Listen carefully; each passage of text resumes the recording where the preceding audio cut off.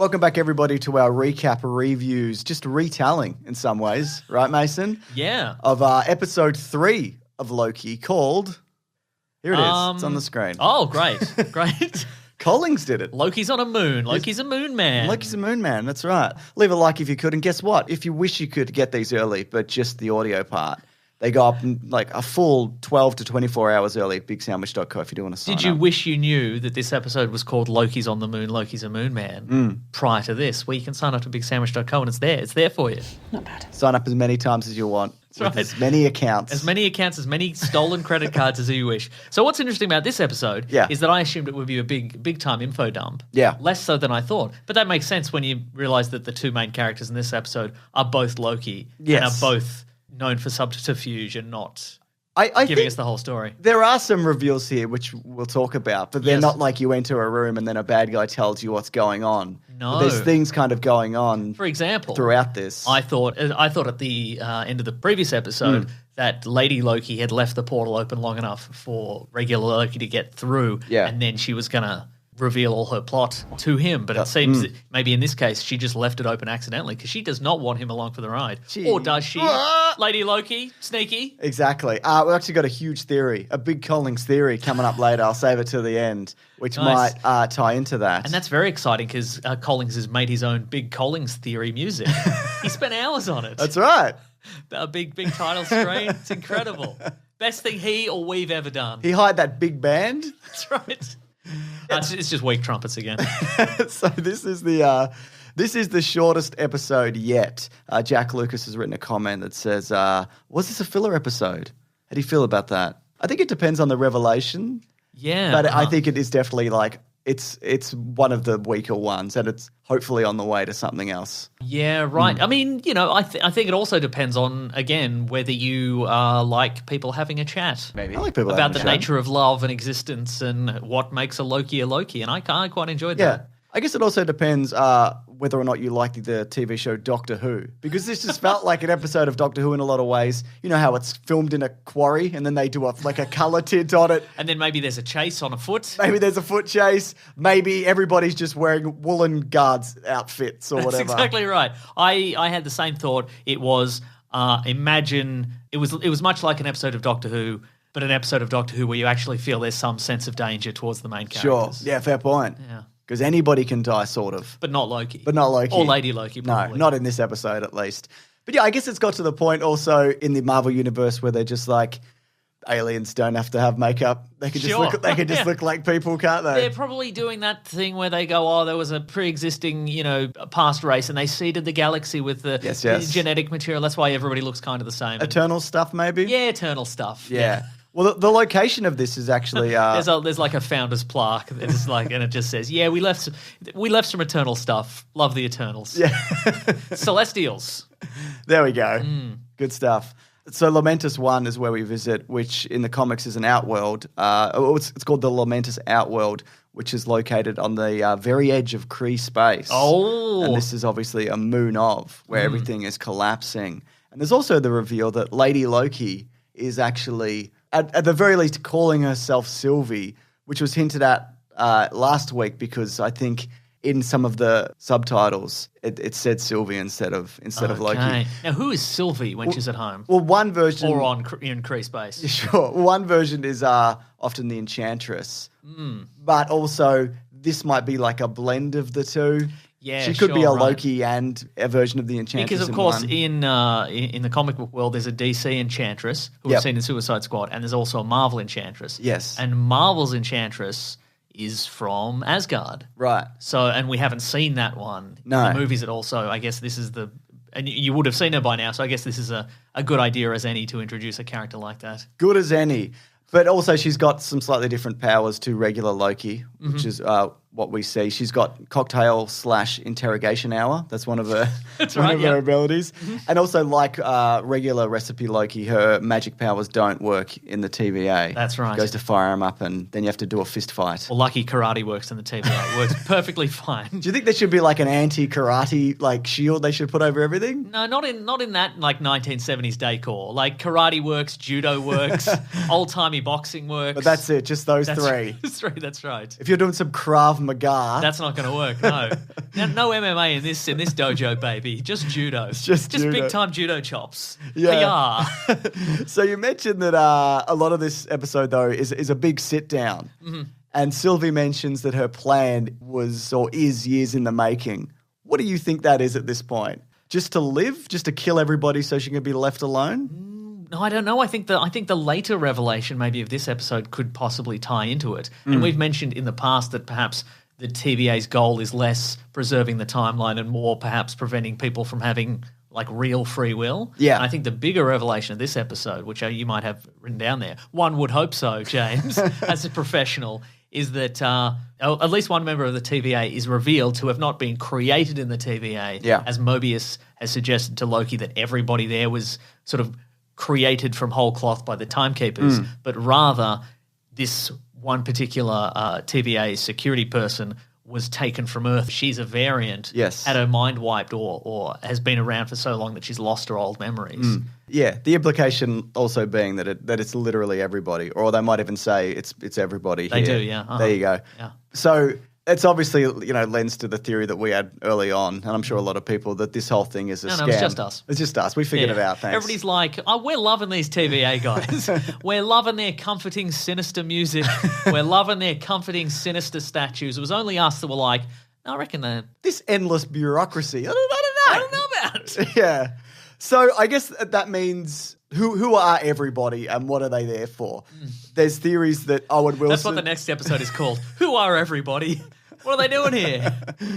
So Owen Wilson is having fond, maybe memories about a jet ski. Maybe he was a famous jet ski champ. Maybe Free Jack style. He could be his character from Wedding Crashers. Could be his character from Wedding Crashers. Or the Google movie. He could be you, me, or Dupree. Yeah. Is he in that movie? Yes, he is. Okay, great. I think he's Dupree. Because he wouldn't be me or you, would he? No, we're you and I are me and you. Yeah, so I think that's going to be interesting to see who ends up being who, because I'm sure one of those people is going to be a variation on Loki or somebody we know. Maybe Owen Wilson is Donald Blake or a version. Oh, the alter ego of Thor. Yeah. Who went crazy. Yeah, because we know that Donald Blake exists in this universe. He's mentioned in the very first Thor. He's Natalie Portman's character's ex-boyfriend, right? So do you think he might be... not necessarily. This is a big shot in the dark, but imagine if it comes true. Yeah. We will be the only people who've come up with this theory. You heard it here first. That's right. But I think he'll probably end up being somebody, right? Mobius. Yeah. Like his real identity. Yeah. But then Mobius himself is a character. So. Yes, that's true. But then again, Sylvie and Loki, they're two different people that they've merged together. They mashed them together. I think Mobius is on the level, but he's merely a pawn. Yeah, totally. Yeah. Kang, right? It's Kang. Yeah, he's Kang the Conqueror. No, I mean Kang's running this, right? Because he's coming up in Quantum Mania. I mean, maybe, but I also hope that one of the existing characters we've seen in this show doesn't take off their mask and go, it's me, Kang the Conqueror, and we're all supposed to be like, I like the Agatha reveal from WandaVision. Yeah. Just we're supposed to know who that is? Well, yeah, because of nothing. No, they'll say, because canonically in the timeline this happens after Quantum Mania. They'll say that. Terrific. And then we'll know. Yeah. Yeah, we're supposed to have seen that. That's our fault. That's right. That we haven't seen that movie that's not out Let's yet. all go back to the TVA archives and watch some Marvel movies, and then you'll be all caught up. Yeah, exactly. Some more revelations when they sat down together. Obviously, having them work together is a bit of fun, but he talks more about his mother and where he learned his magic from, which has kind of been hinted at in the movies. He can do firework hands. He can. And he talks about how, his mother was and whatever, but in his timeline, she hasn't died yet. I mean, he can go anywhere, so it doesn't matter. Death doesn't mean anything if he's like, I miss my mother. We'll just visit her. Sure. I mean, at some point, you know what I mean? You probably... Well, I mean, now they can't. They're in quite the pickle because their time pad is being destroyed. It's been fried. Or has it? Yes. So, because this episode could be... See, here's the thing. It's time for rampant speculation. If you're out there thinking, maybe this episode was a little bit disappointing, maybe there's a better episode underneath because this was all an illusion. That's right. Do you want to do that now? Or it's just a somewhat disappointing episode. It could be. Could be both. Yep. All right, let's do that now. So this is Collins's theory. It's probably been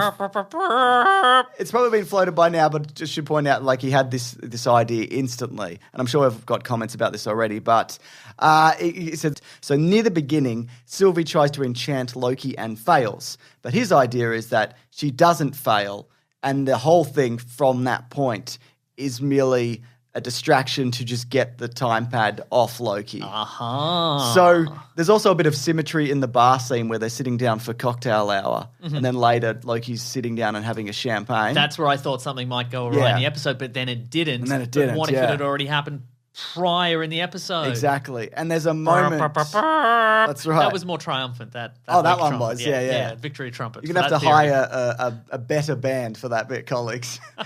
There's a quote that he wrote down as well that says, that she said, I have to make physical contact and then grab hold of their mind. How? Depends on the mind. Most are easy and I can overtake them instantly. Others, the stronger ones, it gets tricky. I'm in control, but they're there too. Oh, that's what she said. Exactly. Which means that he can't really be straight tricked. You know what I mean? You couldn't create a full false scenario and just kind of and make him do something, but you could create a scenario where you hold his hand and kind of guide him through it. Because he has been tricked before. Like he was tricked into attacking New York. That's true. You know what I mean? And then the Hulk tricked him into implanting his face into the floor a bunch of times. That's right, exactly. He didn't like that at all. So, yeah, it's entirely possible that, you know, this planet isn't necessarily collapsing, or maybe it is. This whole thing is it's not happening the way that we think Maybe it she's is. seen it happen so many times that she can recreate it from memory, and that's why she can do this. Exactly. How's about this, though, Mason? Go on. There's a revelation that Loki's bisexual. Good for him. Exactly. Now, I know a lot of people will be like, you've bloody brought politics or whatever Yes, that's right. into the show. Yeah, you've made it political. He's a pretty fluid character, so I think people need to kind of, you know... Once again, you got to calm down on that. He did give birth to an 8-legged horse. Exactly. Once, and Odin rides it into battle. Yeah. So make of that what you will. Yeah. If you're going to complain about anything. That's right. Oh, but maybe he likes boys too. The horse thing's worse. All right? The other thing that I thought might be worth mentioning is that Sylvie says she has a long-distance relationship with a postman, which could just be a joke. But my first thought was... Willie Lumpkin. Willie Lumpkin, yes. Yeah. Who is the Baxter Building postman who was where the Fantastic Four work out and of. has been played by Stan Lee in one of the movies, Correct. at least. So maybe. Or just like a nothing reference. I don't know. Fantastic Four are coming up. We'll find out if that guy's terrified because he's dating a lunatic who keeps dropping in and out of time. There's also, I don't want to mention what, but I will say this for people who have been asking about it. There has been a spoiler Lego leak for an upcoming character, which we know about, but we're just not going to mention it here because it's something that's upcoming. And you can look into that if you want to. And maybe true, but also you can make anything out of Lego, can't you? You can make anything or anyone. That's right. Yeah. So what do you think of that? I love it. He loves it, everyone. That's good. It's the 8-legged horse. Oh, no. Is that a bit of a spoiler for you? Sorry about that. I hate that. No, it's Loki's boyfriend. Oh, no, that's sweet. I like that. I'm okay with it. So here's something. This is via Tara Strong, who you might know as Ms. Minutes. I do. The voice of. Speaking of, we got a little Loki care package this week. I mean, let's not spoil it. Look at this thing that we got. Here's some footage. Hey, folks, this is very professional. Look, folks, we've received a gift from the TVA, presumably due to our millennia of service, providing just only timelines that provide great content. So we're going to crack it open. We're going to see what's in there. This is James. James isn't filming. This is James. But he's a bit tired, so that's why he's not talking. I'm James's brother, Grames. Thanks for filming, Grames. I appreciate it. I love it. This minute's clock. Check it. This is James. Calm yourself. James, calm yourself.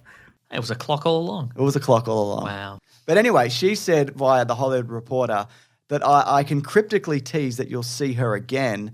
There's so much more to be revealed, and it's fun to watch that unfold. The beautiful thing about this character is you don't really know who she is, where she's from, what her origin story is, how sentient she is, if she has a horse in this race at all, and what her intentions are, if any. Like any good, exciting adventure, TV or film, you're left wondering that all the time. So she's an intriguing character, and that will continue. So it seems like Ms. Minutes. Mm-hmm. He's getting a franchise of her very own. Yes.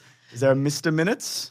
So we're going to get a bit more of information regarding that character. I love information regarding I know you love characters. information. It's always good to have information. More information is good. Less information is not as good unless you love sitting in ignorance, which I do. In which case, it's pretty sweet. Just sitting in a Sticky pool of ignorance. That's right. I got some comments here and questions from people and theories. Love it. So here we go. This is from a replacement username who says, I think Loki has the time stone he grabbed from the drawer in episode 1. And that's how he reconstructed the building. And maybe the green energy blasts were also from that and not his magic. What do you think about that? I think it's wrong, but I love it. That's a good theory though, right? It's pretty good. Because they don't work in there, but why wouldn't you pocket some for later adventures? He does again stop that falling building. Yeah. Seemingly with the power of his magic or his mind. I don't know if he's exhibited that power before, so maybe he pushed it back with the power of his mind. Maybe he reversed time. Who's to say? Loki also has the magical ability of just whatever though. He kind of does, doesn't he? Yeah. Sometimes it's just the magical ability to wear a suit when he wants to. Yeah, that's right. So who knows what he can do? Who knows? This is from Cyrus989. She's not Loki. She is the Enchantress. She's trying to destroy the TVA because they created these timelines that killed her love and to keep them from stopping her from going back to save him. Oh. Postman death, perhaps? Willie Lumpkin. Willie Lumpkin. R.I.P. That's right. Charlene. Rest in post. Very good. Just a big pile of post. Big pile of post. Just tip it onto his grave. Charlene says, might be kind of obvious, but Owen Wilson is definitely going to save them from the planet. What do you think of that? Wow. Wow, indeed. Comes through on a jet ski, maybe. It's been confirmed he doesn't say wow, just by the way, just in case anybody's holding out for it. In the whole show. Producers have confirmed he doesn't say wow. What are we even doing here, Mason? I don't know. Shut it down! We're pulling the plug. We hired a very sad trombonist for that, didn't we? Very sad. That was out of our own pocket. That's right. So if you could watch this video twice, that'd be great. That's right. We've got to pay the bills. Brian Gonzalez says one more thing. I think she wants to break the timeline because she lost her brother, Thor, or this version of Thor, I guess. And this series will end with the timeline being broken because Doctor Strange has to fix the timeline. Spider-Man has different dimensions in his universe so he can hide his identity. And Thor and the Guardians hit a black hole to take them to the 90s for the next Thor movie that's coming up. That is a lot of speculation. It's a lot. Big swings in there. And even if he gets one right, there you go. And if he gets all 5 right, that's the Quinella.